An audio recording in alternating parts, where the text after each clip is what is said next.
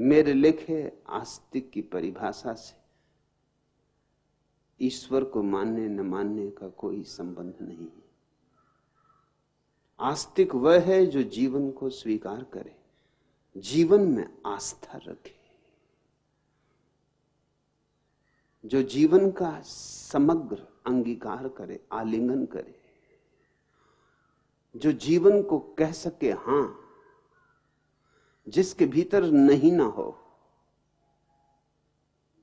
वही आस्तिक है। इसलिए मैं बुद्ध को भी आस्तिक कहता हूं। उन्होंने ईश्वर को नहीं माना, आत्मा को भी नहीं माना, लेकिन फिर भी वो आस्तिक हैं। महावीर को आस्तिक कहता हूं, यद्यपि उन्होंने ईश्वर को नहीं माना।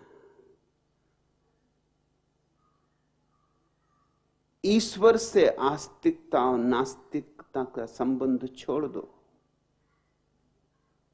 यूं तो दुनिया में कितने लोग ईश्वर को मानने वाले, लेकिन आस्तिक कहां? अब हमें आस्तिक की कुछ नई गहराई खोजनी होगी। आस्तिक वह है जैसे इस जीवन में, जीवन के कण कण में, रंग रंग में, श्वास श्वास में भगवत्ता का बोध होता है। नहीं जाता मंदिर, नहीं जाता मस्जिद, जाए क्यों? क्योंकि सब जगह मंदिर है और सब जगह मस्जिद है। नहीं झुकता पत्थरों की मूर्तियों के सामने, झुके क्यों? क्योंकि सभी जगह उसी परमात्मा की जीवंत मूर्तियां मौजूद हैं। फूलों के सामने झुक लेता है, हरे वृक्षों के पास झुक लेता है, चांतारों के साथ नाच लेता है, इंद्रधनुषों के साथ गुनगुना लेता है।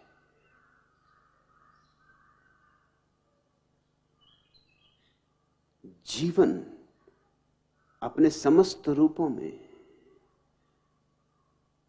परम सत्य की अभिव्यक्ति है। इसके अतिरिक्त और कोई परमात्मा नहीं। लेकिन सदियों से यह जहर कूट कूट कर तुम्हारे रग रेशे में भरा गया है कि ईश्वर है जीवन विरोधी। अगर ईश्वर को पाना है तो जीवन को इंकार कर देना होगा,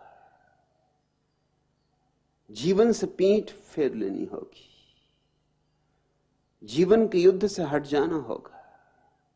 और सबसे सुगम उपाय है जीवन से पीठ फेर लेने का यह कह देना कि जीवन भ्रम है, माया है, झूठ है ही नहीं। जब है ही नहीं तो पीठ तो करनी ही होगी। और मैं तुमसे कहता हूं जीवन है, और जीवन से जिसने पीठ की उसके सामने सिवाय नकार के और कुछ भी नहीं बचता।